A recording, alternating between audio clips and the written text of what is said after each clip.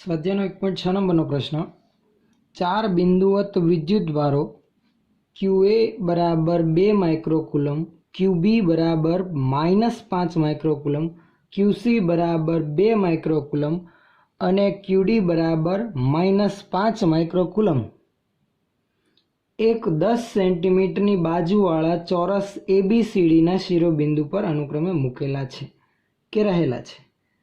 ચોરસના કેન્દ્ર પર મૂકેલા 1 માઇક્રોકુલમ વિદ્યુતભાર પર લાગતું બળ શોધો. અહીંયા આકૃતિ માટે આપણે જાણકારી ખાતર એક ચોરસ ધ્યાનમાં લીધેલ છે. આકૃતિ ક્વેશ્ચનમાં આપેલી નથી, જે આપણે દોરવાની છે. પ્રશ્નમાં સ્પષ્ટ ઉલ્લેખ છે ચોરસ ABCDના 4 શિરોબિંદુ પર રહેલા A, B, C અને D પરના વિદ્યુતભારોના મૂલ્ય છે. તો એક ચોરસ ABCD કે જેની બાજુની લંબાઈ 10 સેન્ટીમીટર છે તેવું આપણે દર્શાવી રાખ્યું. AB બરાબર 10, BC બરાબર 10, CD બરાબર 10, DA બરાબર પણ 10. ચોરસનું કેન્દ્ર O કે જેના પર એક વિદ્યુતભાર છે 1 માઇક્રોકુલમનું, જેને આપણે Q વડે દર્શાવી રાખ્યું. સંજ્ઞા આપી રાખી આપણી જાણકારી માટે. હવે મિત્રો, આ ચોરસના કેન્દ્ર પર રહેલા 1 માઇક્રોકુલમના વિદ્યુતભાર પર લાગતું બળ આપણે શોધવાનું છે. તો આ કેન્દ્ર પર રહેલા વિદ્યુતભાર પર સૌપ્રથમ તો આપણને ખ્યાલ હોય છે કોણ કોણ બળ લગાડે. તો જે પણ વિદ્યુતભાર ધરાવતા હશે બધા જ વિદ્યુતભારિત કણો આ કેન્દ્ર પરના વિદ્યુતભાર પર બળ લગાડે. એટલે કે A પરનો વિદ્યુતભાર, B પરનો, C પરનો અને D પરનો. તો એક એક વડે લાગતું બળ આપણે ધ્યાનમાં લેવું પડશે તથા એ બધાનો સદિશ સરવાળો કરીને આપણે પરિણામી કેન્દ્ર પર રહેલા 1 માઇક્રોકુલમના વિદ્યુતભાર પર લાગતું બળ મેળવી શકીએ. પણ મિત્રો અહીંયા જોઈ શકીએ છીએ આપણે A અને C પરના વિદ્યુતભારનું મૂલ્ય સરખું છે તથા Aનું કેન્દ્ર O થી તથા Cનું કેન્દ્ર O થી અંતર સરખું હશે. એ જ રીતે B અને D પરના વિદ્યુતભારના મૂલ્યો સરખા છે. એટલે Bનું કેન્દ્ર O થી અને Dનું કેન્દ્ર O થી અંતર સરખું હોવાથી બંને વડે કેન્દ્ર O પર લાગતા બળોના માન સરખા હશે. દિશા કઈ હશે એ આપણે સાથે ધ્યાનમાં લેવી પડશે. તો સૌપ્રથમ તો આપણે દરેક A, B, C અને D પરના વિદ્યુતભારોના કેન્દ્ર O થી અંતરો નોંધી રાખીએ. જે કેટલા આવશે એ આપણે કુલમના નિયમમાં ધ્યાનમાં લેવાના રહેશે. તો સૌથી પહેલાં તો આપણે એ નોંધી રાખીએ.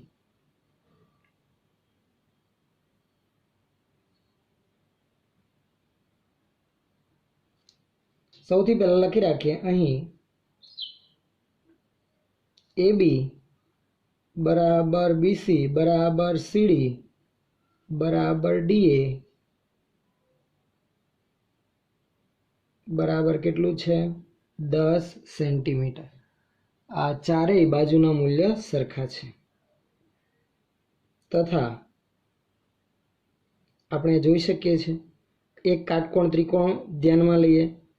ABC કાટકોણ ત્રિકોણ જેમાં B કાટખૂણો છે. તો કર્ણ AC નું મૂલ્ય કેટલું થાય તો કે પાયથાગોરસના પ્રમેય અનુસાર કર્ણનું માન કાટખૂણો બનાવતી બાજુના માપના વર્ગના સરવાળાના વર્ગમૂળ જેટલું હોય. આથી આપણે લખી શકાય કાટકોણ ત્રિકોણ ABC પરથી AC બરાબર વર્ગમૂળમાં 100 પ્લસ 100 એટલે વર્ગમૂળમાં આવશે 200 એટલે 100 ગુણાકારમાં 2, 100નું વર્ગમૂળ 10 એટલે 10 વર્ગમૂળમાં 2 સેન્ટીમીટર. આ ACનું માન થયું. તો મિત્રો AC જેટલું જ મૂલ્ય BDનું થશે. આથી આમ લખી શકાય. આથી AC બરાબર જ BD બરાબર 10 વર્ગમૂળમાં 2 સેન્ટીમીટર. ચાલો, આ અંતર આપણને મળી ગયું છે. હવે કેન્દ્રથી અંતર કેટલું તો કે જે આ કાટકોણ ત્રિકોણનો કર્ણ આપણે ધ્યાનમાં લીધેલો હતો એનું અડધું મૂલ્ય એ કેન્દ્રથી 4 શિરોબિંદુનું અંતર એક સરખું જ આવશે. એટલે નક્કી થઈ ગયું A, B, C અને Dનું કેન્દ્ર O થી અંતર AC અને BD કરતાં અડધું. માટે AO બરાબર BO બરાબર CO બરાબર DO બરાબર 5 વર્ગમૂળમાં 2 સેન્ટીમીટર. એના કરતાં અડધું એટલે 5 વર્ગમૂળમાં 2 સેન્ટીમીટર. હવે કોના લીધે લાગતું બળ સૌપ્રથમ આપણે મેળવીએ. તો ચાલો આપણે સૌથી પહેલાં A વડે કેન્દ્ર O પર લાગતું બળ મેળવીએ. જેટલા જ મૂલ્યનું બળ સી વડે કેન્દ્ર ઓ પરના વિદ્યુતભાર પર લાગશે. બંને બળના મૂલ્ય સરખા છે તો સૌથી પહેલા એ આપણે મેળવી રાખીએ. અહીં એ અને સી પરના વિદ્યુતભારો વડે કેન્દ્ર પર રહેલ 1 માઇક્રોકુલમ વિદ્યુતભાર પર લાગતું બળનું માન એક સમાન કેટલું હશે તો કે માનાંકમાં લખી રાખીએ. એ અને સી પરના વિદ્યુતભારો વડે કેન્દ્ર ઓ પરના વિદ્યુતભાર પર લાગતા બળનું માન તો એફ ઓ એ પરના વિદ્યુતભાર વડે લાગતા બળનું માન, બી પરના વિદ્યુતભાર વડે લાગતા બળના માનને એફ ઓ બી વડે દર્શાવીએ. પણ અહીં આપણે સી પરના વિદ્યુતભાર માટે લખવાનું છે તો એફ ઓ સી થશે. તો એફ ઓ એ બરાબર એફ ઓ સી બરાબર કુલમના નિયમ અનુસાર શું આવશે તો કે કે Q1 Q2 upon R square મુજબ. કે એ પરનો વિદ્યુતભાર QA, બીજો વિદ્યુતભાર આવશે કેન્દ્ર પરનો Q છેદમાં R સ્ક્વેર એટલે કે AO સ્ક્વેર. એ જ રીતે કે QC Q છેદમાં CO સ્ક્વેર જે એક સરખું જ આવશે. હવે એની કિંમત લખી રાખીએ આપણે. માટે માનાંકમાં એફ ઓ એ બરાબર માનાંકમાં એફ ઓ સી બરાબર કેનું મૂલ્ય 9 ગુણાકારમાં 10⁹ QA નું મૂલ્ય 2 માઇક્રોકુલમ, QCનું મૂલ્ય પણ એટલું જ છે તો 2 ગુણાકારમાં 10⁻6. કેન્દ્ર પરના વિદ્યુતભારનું મૂલ્ય 1 માઇક્રોકુલમ એટલે 10⁻6 છેદમાં અંતરનો વર્ગ. અંતર કેટલું છે તો કે 5 વર્ગમૂળમાં 2નો વર્ગ પણ એ સેન્ટીમીટરમાં. તો 5 વર્ગમૂળમાં 2નો વર્ગ સેન્ટીમીટરનું મીટરમાં 10⁻2 એનો વર્ગ એટલે 10⁻4. આની જરાક આપણે ગણતરી કરીએ તો 10⁻9 -6 -6 10⁻3 અંશમાં છે તથા છેદમાં 10⁻4 એટલે 10⁻1 વધેલી છે. પણ બાકી રહેલા પદમાં અંશમાં 9 ગુણાકારમાં 2 છેદમાં 25 ગુણાકારમાં 2 કેન્સલ એટલે 9/25 ગુણાકારમાં 10 એટલે છેદમાં 10⁻1 વધે અને અંશમાં લઈ જાઓ તો 10 એટલે કે 5 વડે ભાગ ચાલે તો અહીંયા 2 વધે અને છેદમાં 5 તો 18/5 ન્યૂટન જેટલું બળ લાગશે. આ બળનું માત્ર હજુ આપણે શું મેળવેલું છે મિત્રો? મૂલ્ય છે. હવે એમની દિશા પણ સાથે ધ્યાનમાં લેવી પડશે. સરળતા ખાતર મૂલ્ય સરખા હતા એટલે સીધું જ આપણે એકમાં લખી રાખ્યું. ચલો મિત્રો, હવે એ પરના વિદ્યુતભાર વડે કેન્દ્ર ઓ પર લાગતા બળની દિશા તો કે બંને સજાતીય, વચ્ચે થશે અપાકર્ષણ જેથી કેન્દ્ર પરનો વિદ્યુતભાર તેનાથી દૂર તરફ એટલે આ તરફ ધકેલા છે. તો આ કયા બળની દિશા છે? એ પરના વિદ્યુતભાર વડે કેન્દ્ર પરના વિદ્યુતભાર પર લાગતું બળ તો એફ ઓ એ. સી પરના વિદ્યુતભાર વડે કેન્દ્ર ઓ પરના વિદ્યુતભાર પર લાગતું બળ બંને સજાતીય વચ્ચે અપાકર્ષણ એટલે ઓ પરનો વિદ્યુતભાર જશે સી થી દૂર એટલે ઉપર તરફ.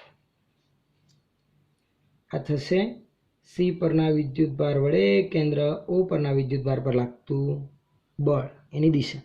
તમે જોઈ શકો છો OA અને OCની દિશા પરસ્પર વિરુદ્ધ છે તથા મૂલ્ય સમાન છે એટલે બંનેના લીધે કેન્દ્ર O પર લાગતું પરિણામી બળ કેટલું થશે? 0. તો સીધું આપણે આમ લખી શકીએ. અહીં A અને C પરના વિદ્યુતભાર વડે કેન્દ્ર પરના વિદ્યુતભાર પર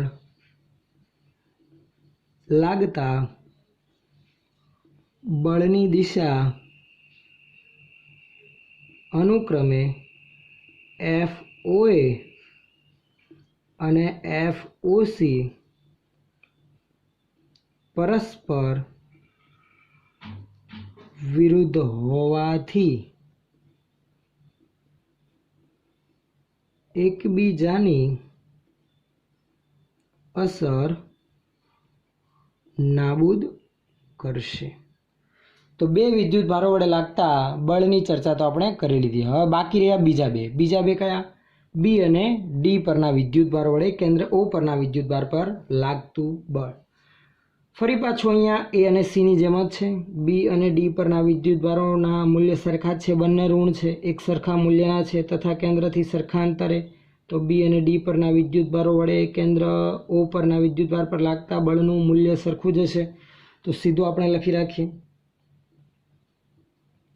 બી અને ડી પર ના વિદ્યુત ભાર વડે કેન્દ્ર ઓ પર રહેલ 1 માઇક્રોકુલમ વિદ્યુત ભાર પર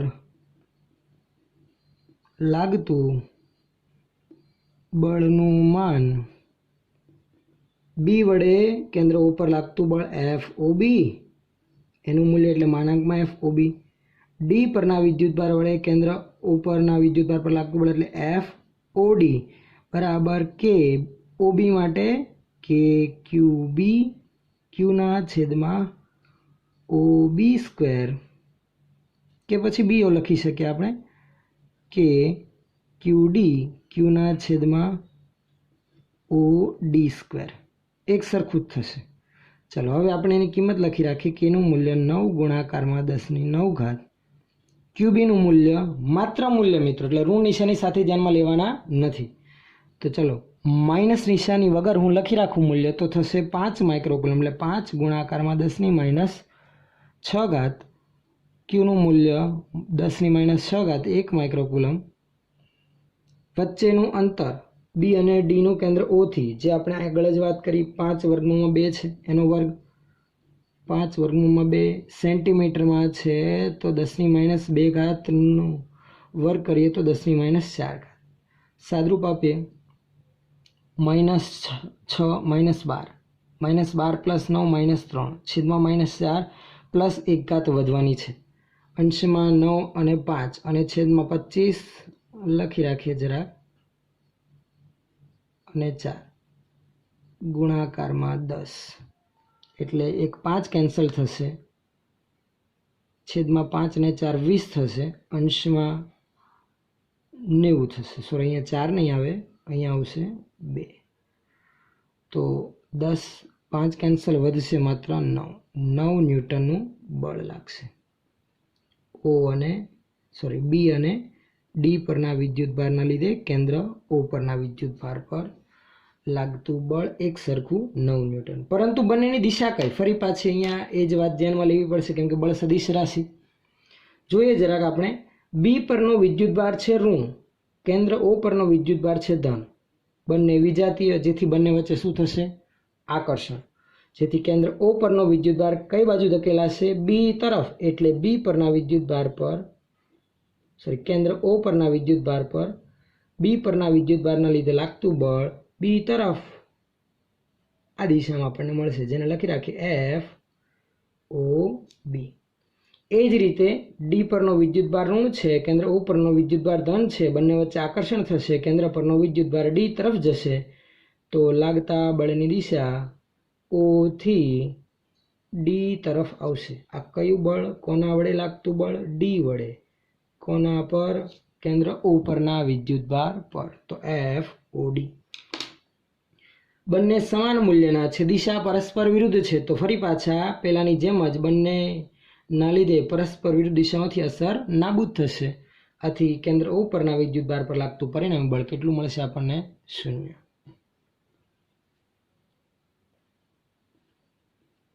અહીં બી અને ડી પરના વિદ્યુત ભાર વડે કેન્દ્ર પરના વિદ્યુત ભાર પર લાગતા બળની દિશા અનુક્રમે FOB અને FOD પરસ્પર વિરુદ્ધ હોવાથી એકબીજાની અસર નાબૂદ કરશે. આથી ફાઇનલ પરિણામ આપણે આ રીતે લખી શકીએ. માટે ચોરસના કેન્દ્ર પરના વિદ્યુત ભાર પર